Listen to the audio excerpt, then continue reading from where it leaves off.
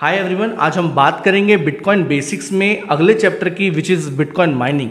Bitcoin mining क्या है, miners क्या करते हैं, उनको क्या रिटर्न में मिलता है, सारी डिटेल अगर आप इस वीडियो को अंत तक देखते हैं तो आपको बिल्कुल भी समझ में आ जाएगी। तो इस वीडियो को अंत तक जरूर देखें, आपको बिल्कुल आसान शब्दों में पता चलेगा कि बिटकॉइन माइनिंग क्या है और इसको कैसे किया जाता है, क्या टास्क परफॉर्म किया जाता है। तो हम पिछले एपिसोड्स में देख चुके हैं कि बिटकॉइन क्या है, ब्लॉकचेन क्या है, नेटवर्क क्या है और बिटकॉइन माइनर्स बेसिक में क्या करते हैं। तो मैंने आपको पहले एपिसोड में बताया था कि बिटकॉइन माइनर्स का दो काम है। पहला, बिटकॉइन की जो ट्रांजैक्शन है उसकी ऑथेंटिसिटी को चेक करना, दूसरा जो ट्रांजैक्शन हो रहा है उसको बाकी नेटवर्क्स में रिले करना। लेकिन बिटकॉइन माइनर्स करते क्या है, ये माइनिंग होती क्या है? तो हमने देखा है कि पहले जो गोल्ड में माइनिंग की जाती थी, मेहनत की जाती थी, गोल्ड को निकाला जाता था, वो एक तरीके की माइनिंग थी जिससे सोना बाहर निकलता था। ये भी एक तरीके का एक मेहनत है जिससे आप बिटकॉइन, जिसको भी मॉडर्न गोल्ड कहा जाता है, डिजिटल गोल्ड कहा जाता है, वो डिजिटल गोल्ड बाहर निकलता है और इसको बिटकॉइन की माइनिंग कहते हैं। तो बिटकॉइन के नेटवर्क को आप देख चुके हैं पिछले एपिसोड में। अगर आपने नहीं देखा है, नीचे लिंक दिया हुआ है, जरूर जाके देखें। बिटकॉइन डिजिटल करेंसी से होते हुए हमने ब्लॉकचेन देखा, नेटवर्क देखा और अब हम माइनिंग देख रहे हैं। तो पीछे जो स्टूडेंट नहीं देखे वो जाके जरूर चेक करें कि बिटकॉइन की नेटवर्क क्या होती है, बिटकॉइन क्यों उसकी वैल्यू है, सारा चीज़ उसमें मैंने डिटेल में सब चीज़ बताया है। आपने लास्ट एपिसोड में देखा कि बिटकॉइन का नेटवर्क में जो ट्रांजैक्शन होते हैं वो ट्रांजैक्शन एक साथ आते हैं और कुछ ट्रांजैक्शन 10, 12, 1500 एक नंबर को लेकर उनका एक ब्लॉक बनता है और उसको नेटवर्क में जोड़ दिया जाता है। उसकी अपनी एक हैश वैल्यू होती है। बिटकॉइन माइनर्स जो होते हैं वो इसी हैश वैल्यू, इस नेटवर्क को चेक करते हैं और चेक करने के बाद उसको अप्रूव करते हैं उस ट्रांजैक्शन को और उसके बाद वो नेटवर्क में जुड़ जाता है। लेकिन इसको करने के साथ उनको एक और टास्क दिया जाता है, क्योंकि बिटकॉइन चाहता है कि बिटकॉइन जो नेटवर्क है उसकी ऑथेंटिसिटी बनी रहे। कोई भी मिसलीनियस आदमी, कोई भी बैड इंटेंशन का आदमी उसमें कुछ अपने तरीके से कुछ गलत ना कर दे। तो वो प्रोसेस को स्लो करना चाहता है, ऑथेंटिक करना चाहता है। इसके लिए उसने माइनिंग का जो एक कॉन्सेप्ट है वो निकाला है। अगर हम कोई भी टास्क देखें, अगर हम बिटकॉइन नेटवर्क को ही अगर देखें तो बिटकॉइन में जब भी कोई नया ट्रांजैक्शन होता है तो वो बिटकॉइन नेटवर्क में जो है एक ब्लॉक आता है, उसका हैश बनता है और वो नेटवर्क में जुड़ जाता है। मतलब एक नया डेटा जुड़ जाता है। बिटकॉइन का जो नेटवर्क है वो भी एक डेटाबेस है। जो आप नॉर्मल डेटाबेस देखते हैं वो भी डेटाबेस है, बट ये जो डेटाबेस है वो पब्लिक डेटाबेस है। ये कोई किसी सर्वर में रखा हुआ डेटाबेस नहीं है जिसको कोई एडमिनिस्ट्रेटर चेंज कर सकता है। ये एक पब्लिक नेटवर्क में एक डेटाबेस है जिसको कोई भी मॉडिफाई या उसको चेंजेस उसमें नहीं कर सकता। तो डेटाबेस में कोई भी एंट्री आने के लिए आप अगर देखते हैं तो हम देखते हैं, हम कोई फॉर्म भर रहे हैं अपने नॉर्मल डेटाबेस में, तो हम चाहते हैं कोई भी फॉर्म हमारे वेबसाइट में भर रहा है तो वो फॉर्म कोई भी एक कंप्यूटर ना भर दे, कोई प्रोग्रामिंग करके बार बार कोई फॉर्म ना भर दे, या कोई एक टास्क है, कुछ चीज़ निकालना है, कुछ चीज़ रिट्राइव करना है, तो कोई प्रोग्रामिंग करके, कोई कोडिंग करके वो बार बार उस चीज़ को ना कर ले, वो एक्टिविटी को बार बार परफॉर्म ना कर ले, या कोई मिसलेनियस आदमी बार बार फॉर्म ना भर ले। तो उसके लिए हम लोग क्या करते हैं, अपने फॉर्म के अंदर हम लोग कैप्चा लगा के रखते हैं कि भैया आर यू ह्यूमन, तुम आदमी हो या कोई कंप्यूटर हो। तो वो उसमें आपको बहुत सारी चीज़ दिखते होंगे। पहले नंबर आते थे, फिर साउंड था, फिर उसके बाद सिर्फ आई एम ह्यूमन करके एक क्लिक करना रहता था। आजकल आते हैं कि पहचानिए बस कितने हैं, बाइक कितने हैं, या सिग्नल कहाँ लगा हुआ है, इस तरीके के आप देखते होंगे। तो वो क्या होता है कि जो कोई भी डेटा अंदर आ रहा है गूगल के या कोई फॉर्म के या कोई वेबसाइट के फॉर्म के, तो चेक करते हैं कि ये असली ह्यूमन से आ रहा है कि नहीं, इसका सोर्स ऑथेंटिक है कि नहीं, इसको कोई प्रोग्रामिंग करके तो बार बार नहीं कोड को कोई स्क्रिप्ट को रन कर रहा है। तो इसलिए आप वहाँ पर कैप्चा लगाते हैं। अलग अलग तरीके का आपने कैप्चा देखा है कि वेरिफिकेशन है, उसके बाद ये नंबर डालते हैं, आप अपने ईमेल में जाकर चेक करिए। तो बहुत सारे तरीके का कैप्चा लगा सकते हैं। वैसे ही जो कैप्चा है वो है माइनिंग का।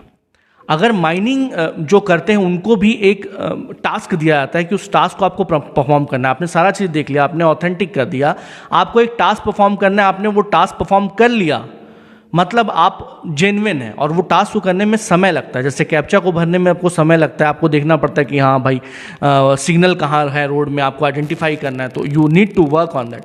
वो बहुत ही छोटे लेवल पे है। उसी तरीके से जो नेटवर्क में बैठे माइनर्स हैं उनको वो टास्क रहता है कि वो देखना है, या कुछ भी जो भी टास्क आता है बिटकॉइन से उसको ऑथेंटिक करना है और उस टास्क को कंप्लीट करने के बाद ही वो जो ब्लॉक है वो नेटवर्क में जाके सबमिट होगा, अदरवाइज नहीं होता है।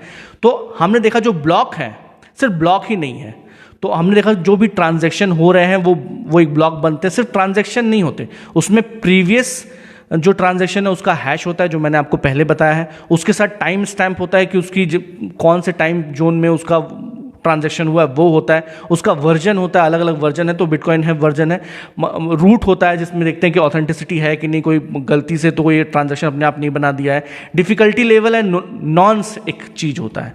नॉन्स जो चीज है यही माइनर्स को एक नंबर होता है, नंबर यूज वंस बोलते हैं इसको, ये नंबर होता है, ये नंबर माइनर्स को डालने पड़ते हैं ताकि डिजायर्ड नंबर निकल सके। और डिफिकल्टी लेवल ये होती है कि जो डिजायर्ड नंबर है, मतलब टास्क फुलफिलमेंट का जो मतलब रिजल्ट है जो बताया गया है बिटकॉइन की तरफ से, उसकी डिफिकल्टी कितनी होगी। अगर ज़्यादा माइनर्स हो तो उसकी डिफिकल्टी ज़्यादा होती है, अगर कम माइनर्स हो तो उसकी डिफिकल्टी कम होती है, तो उसकी डिफिकल्टी कितनी होगी ये बताया जाता है। तो नॉन्स जो है, नंबर यूज वंस, इसके साथ ही डिजायर हैश निकलता है और यही नंबर बार बार उनको डालने हैं कि जो मेरे को डिजायर्ड हैश है, जो निकालना है, डिजायर्ड रिजल्ट है जो मेरे को निकालने हैं, वो नंबर आइडेंटिफाई करना पड़ता है माइनर्स को, और उसके लिए बहुत बार परम्यूटेशन कॉम्बिनेशन लगाने पड़ते हैं। मान के चलिए आपको मैं एग्जांपल देता हूं कि अगर किसी दो कलर को मिलाएंगे तो एक थर्ड कलर बनता है। हम देखे हैं कि दो कलर को मिक्स करते हैं तो हम ये थर्ड कलर निकालते हैं। आपको एक कलर दे दिया गया है और आपको थर्ड कलर बता दिया गया, आपको रेड दे दिया गया है और आपको बता दिया गया कि इसमें आपको पर्पल कलर बनाना है, और आप फिर बार बार, आपको कुछ पता नहीं है इस बारे में, आप पहले से जानते नहीं, आपको बार बार कलर डाल के देखना पड़ेगा कि इससे पर्पल बन रहा है। तो वैसे ही बार बार आपको एक चीज दिया रहता है और जो डिजायर्ड रिजल्ट है वो बता दिया जाता है, आपको बार बार वो नंबर डाल के देखना है कि वो जो रिजल्ट है वो किस में आ रहा है। तो ये एक्टिविटी आपको हर कलर, आप पीला डाल के देखेंगे, आप व्हाइट डाल के देखेंगे, आप अलग अलग कलर जो है वो डाल के देखेंगे कि पर्पल किस में मेरे को रेड के साथ मिलाने पे बनता है।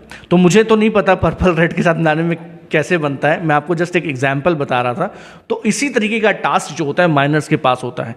तो नंबर यूज वंस को करने के लिए पहले तो कम, मैंने आपको बोला डिफिकल्टी लेवल पहले कम था, क्योंकि जितने माइनर्स कम होंगे उतने डिफिकल्टी लेवल कम होगी, और जैसे माइनर बढ़ते जाते हैं डिफिकल्टी लेवल बढ़ती जाती है। क्यों?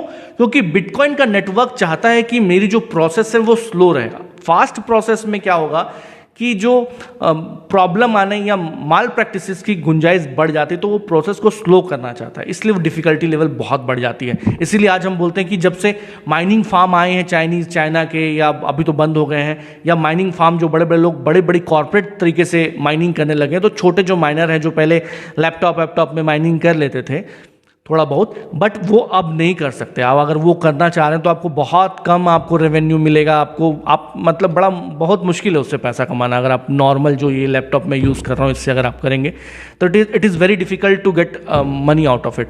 तो आपको बड़ा बड़ा माइनिंग फार्म आप देखते होंगे, लगाते होंगे। तो मैं एक डेमो आपको एग्जांपल भी बताना चाहता हूँ कि नॉन्स जो अगर नहीं समझ में आया होगा तो आप ये डेमो जरूर देखें कि कैसे नॉन्स काम करता है, उसको कैसे बताया जाता है। तो जैसा कि आप यहाँ पर देख रहे हैं, ब्लॉकचेन का ये डेमो है, मात्र आसान सा डेमो है। तो इसमें अलग अलग ब्लॉक्स में ट्रांजेक्शन हुए हैं और ये आगे आपको ट्रांजेक्शन दिख रहे होंगे, ठीक है। तो और भी यहाँ पर ट्रांजैक्शन आगे में है, तो ये एक चेन बना हुआ है, ठीक है। हर एक ट्रांजैक्शन पिछले ट्रांजैक्शन से जुड़ा हुआ है। देखिए कि यहाँ पर प्रीवियस ट्रांजैक्शन का हैश है, फिर ये नया हैश है, ये हैश का वैल्यू क्या आप देखिए 00015783B। यहाँ पर देखिए प्रीवियस हैश क्या है 00015783B, तो ये हैश यहाँ पर है।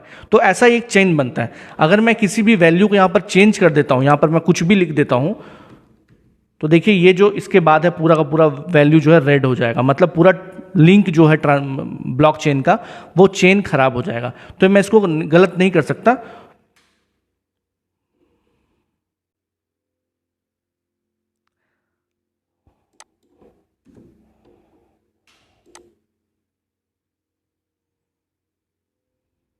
तो मैं इसको वापस पहले था वैसे कर दिया। या आप ऊपर में देख रहे होंगे कि ब्लॉक 2 के नीचे नॉन्स करके वर्ड छपा हुआ है, यही वो नंबर है जिसको बार बार जो है माइनर्स को चेंज करना है। अभी आप देखिए इसमें आप सिमिलैरिटी देखेंगे, एग्जाम्पल के लिए दिया हुआ है ये कि हर एक हैश रेट के सामने जो 4 जीरो बने हुए हैं, ये 4 जीरो बने हुए हैं।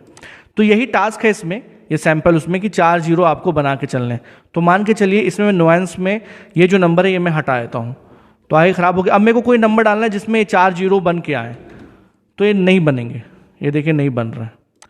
अगर मैं कुछ और नंबर डालता हूँ फिर ये भी नहीं आ रहा, फिर मैं देखिए नीचे हैश जो है चेंज हो रहा है, आप देखते जाइए हैश जो है आपका चेंज हो रहा है, 555 नहीं आ रहा। उसके बाद ये नंबर डालता हूँ नहीं आ रहा, कैसे भी करके नहीं आ रहा है ये। तो मेरे को तब तक ये डालना है जब तक शुरू में 4 जीरो नहीं आते हैं, तब तक मुझे ये करते रहना है जब तक शुरू में 4 जीरो नहीं आते हैं। तो मैं ये कुछ भी डाल रहा हूँ तो ये मेरे को बहुत टाइम लग जाएगा, बहुत लंबा वीडियो हो जाएगा। तो माइनर्स क्या है, उनके पास जो सॉफ्टवेयर होते हैं वो प्रोग्राम किए होते हैं पहले से, और वो इस काम के लिए बने होते हैं। तो उसको वो ऐसे क्लिक करते हैं तो वो जो भी टास्क है, जैसे 4 जीरो लाने हैं, तो ये नंबर 12937 ले आया और यहाँ पर मेरा ये जो है नंबर आ गया। जो इस ब्लॉक का जो हैश है वो 4 टाइम्स 0 से स्टार्ट हो रहा है। जो इस ब्लॉक का जो हैश है वो देखिए आप 4 बार 0 से स्टार्ट हो रहा है, और ये फिर आगे फिर यही हैश जो है आगे प्रीवियस हैश बन रहा है, फिर इसका हैश निकल रहा है। अगर मैं इसको 35990 है, इसको मैं अगर मैं कुछ और भी करता हूं तो ये नहीं हो पाएगा, क्योंकि यहां पर वो टास्क कंप्लीट नहीं हो रहा है। तो मैं अगर मैं 35990 करता हूं तो देखिए मैं सही हो गया। ऐसा जरूरी नहीं माइंड करने से ही होगा।